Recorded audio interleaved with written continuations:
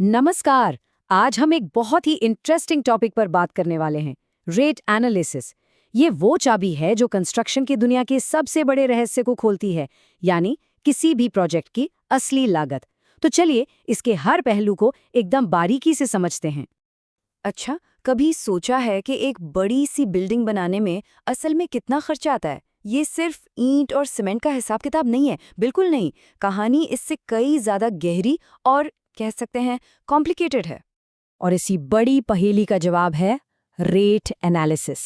तो आइए मेरे साथ इसे परत दर परत खोलते हैं और देखते हैं कि ये पूरा सिस्टम आखिर काम कैसे करता है। तो देखिए, जैसे हर बड़ी इमारत की एक मजबूत नींव होती है, वैसे ही हमारे इस एनालिसिस की भी एक नींव है। और रेट एनालिसिस में ये नींव बनती है दो सबसे बेसिक, सबसे ज़रूरी चीज़ों से। पहली है मटेरियल कॉस्ट और दूसरी है लेबर कॉस्ट। तो ये मटेरियल कॉस्ट आखिर है क्या? देखिए, ये सिर्फ वो कीमत नहीं है जिस पर आपने सामान खरीदा। नहीं, इसमें बहुत कुछ जुड़ता है। सोचिए, सामान को फैक्ट्री से साइट तक लाने का खर्चा, यानी ट्रांसपोर्टेशन, फिर उस पर लगने वाले टैक्स, और हाँ, एक बहुत ज़रूरी चीज़, वेस्टेज अलाउंस, क्योंकि काम के दौरान थोड़ा बहुत मटेरियल तो वेस्ट होता ही है ना? इन सब को मिलाकर जो बनता है वो है असली मटेरियल कॉस्ट। ठीक है, मटेरियल की बात हो गई। अब आते हैं लेबर कॉस्ट पर। ये वो मजदूरी है जो स्किल्ड, सेमी स्किल्ड और अनस्किल्ड, मतलब हर तरह के कारीगरों और मजदूरों को दी जाती है। लेकिन सवाल ये है कि ये मजदूरी तय कैसे होती है? तो इसका एक आधार होता है। इसे कहते हैं शेड्यूल ऑफ रेट्स, या शॉर्ट में एसओआर। ये समझिए कि सरकार की तरफ से जारी की गई एक ऑफिशियल गाइडबुक है जिसमें मजदूरी के रेट्स दिए होते हैं। चलिए अब जरा और गहराई में उतरते हैं, जमीनी हकीकत पर। किसी भी कंस्ट्रक्शन साइट पर सिर्फ मटेरियल और लेबर का ही खर्चा नहीं होता। कुछ ऐसे खर्चे भी होते हैं जो ऊपर से नहीं दिखते। इन्हें हम कहते हैं अलाउंसेस। हाँ, ये स्लाइड देखिए, ये बहुत दिलचस्प है। ये है वेस्टेज अलाउंस। देखिए, प्रैक्टिकली कोई भी काम 100% परफेक्शन से नहीं होता। कुछ ना कुछ वेस्टेज तो होता ही है। जैसा कि आप देख सकते हैं, ईंटों के मामले में ये 5 से 10% तक हो सकता है, और स्टील में 3 से 5%।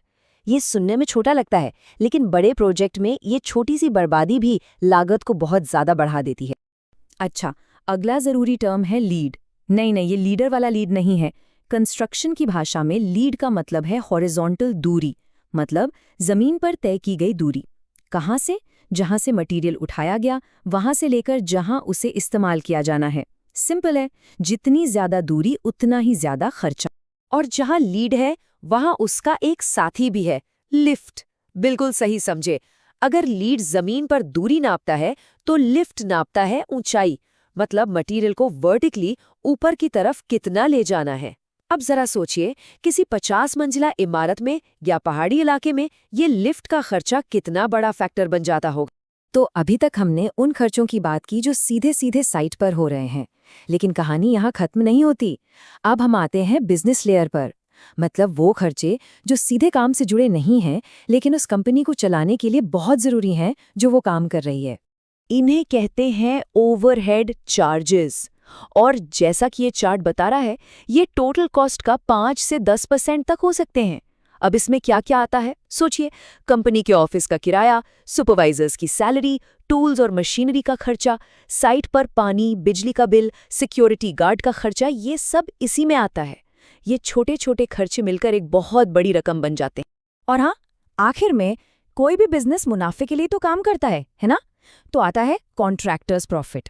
ये वो मार्जिन है जो कॉन्ट्रैक्टर अपनी सर्विस देने, इतना बड़ा रिस्क उठाने और अपनी मेहनत के लिए जोड़ता है।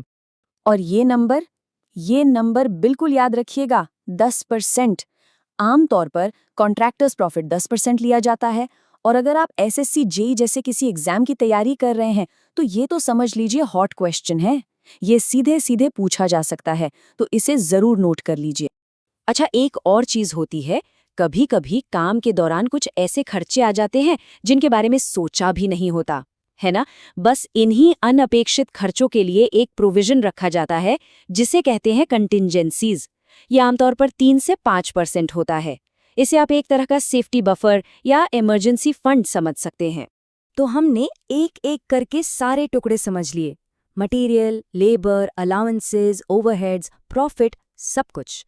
अब देखते हैं कि ये सारे टुकड़े जुड़कर एक पूरी तस्वीर यानी एक टेंडर रेट कैसे बनाते हैं? ये प्रोसेस मोटे तौर पर 3 स्टेप्स में होता है। स्टेप 1 शेड्यूल ऑफ रेट्स यानी SOR, ये सरकार का बेस डॉक्यूमेंट है। स्टेप 2 एनालाइजेशन रेट, ये वो रेट है जो हमने अभी सारे फैक्टर्स जोड़कर कैलकुलेट किया। और स्टेप 3 टेंडर रेट, ये वो फाइनल रेट है जो कॉन्ट्रैक्टर अपने टेंडर में कोट करता है। और अब इस पूरे डिस्कशन का सार, एक अल्टीमेट टेक अवे, एक ऐसा फॉर्मूला जो आपको ये सब कुछ एक साथ याद रखने में मदद करेगा। खासकर अगर आप किसी एग्जाम की तैयारी करें तो ये आपके लिए रामबाण साबित हो सकता है। ये है एक क्विक मेमोरी फॉर्मूला MLWLLOP। चलिए इसे डिकोड करते हैं। M मतलब मटेरियल, L से लेबर, W से वेस्टेज, फिर L से लीड, एक और L से लिफ्ट, O से ओवरहेड्स और P से प्रॉफिट। बस ये 7 चीजें याद रख लीजिए, यही रेट एनालिसिस का पूरा सार है, इसका दिल है। तो अब आप समझ गए होंगे कि एक बिल्डिंग की कीमत सिर्फ सीमेंट और स्टील नहीं होती है। ये एक बहुत ही कॉम्प्लेक्स पजल है जिसमें हर छोटे बड़े खर्चे का अपना एक अहम टुकड़ा है। उम्मीद है अगली बार जब आप किसी कंस्ट्रक्शन साइट के पास से गुजरेंगे तो आप सिर्फ एक ढांचा नहीं देखेंगे, बल्कि उसके पीछे की पूरी कैलकुलेशन, पूरी कहानी को भी महसूस कर पाएंगे।